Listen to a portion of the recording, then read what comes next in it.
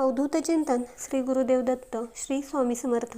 आजच्या व्हिडिओमध्ये सर्व स्वामी भक्तांचे स्वागत आहे। व्यंकटेश स्तोत्र हे एक अत्यंत प्रभावी असे स्तोत्र आहे। ज्यांची श्रद्धा व्यंकटेश देवांवर असते त्यांनाच त्यांचा अनुभव येतो। अनेकांना व्यंकटेश स्तोत्र पठण करण्याचा अनुभव आलेला आहे। इच्छापूर्तीसाठी व्यंकटेश स्तोत्र कसे पठण करावे, नियम कोणते पाळावेत, किती दिवस वाचावे याची संपूर्ण माहिती आपण या व्हिडिओमध्ये बघणार आहोत। त्यामुळे हा व्हिडिओ तुम्ही शेवटपर्यंत नक्की बघा।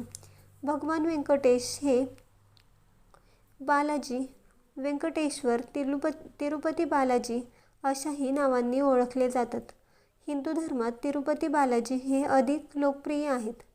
श्री व्यंकटेश स्तोत्राचा पाठ श्रद्धेने आणि एकाग्रतेने केल्यास अनेक भक्तांना त्याचा अनुभव आलेला आहे।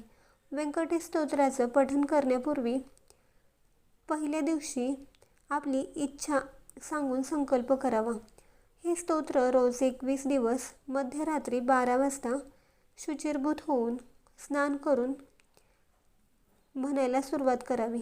सुरुवात ही ठीक 12 वाजताच करावी। संपवावे आपल्या गतीने। मग ते कधीही संपले तरी चालते, परंतु सुरुवात करताना 12लाच करावी। हे स्तोत्र वाचताना पूर्व दिशेला तोंड करून निळ्या आसनावर मांडी घालून इकडे तिकडे न पाहता एकाग्रतेने वाचावे। 21 दिवसात काम, क्रोध, मद, मत्सर, मांसाहार, मद्यपान तसेच लोभ पूर्णपणे टाळावे। 21 दिवस पूर्ण झाले की जी कोणती इच्छित मनोकामना आहे ती पूर्ण होते किंवा तसे संकेत मिळतात असा अनुभव आहे। आपण कोणतं शुभ काम करतो तेव्हा विघ्न येतातच। त्यामुळे तुम्ही 21 दिवसांची सेवा करत असताना विघ्न आली तरी ती पार पाडण्याची तयारी ठेवा।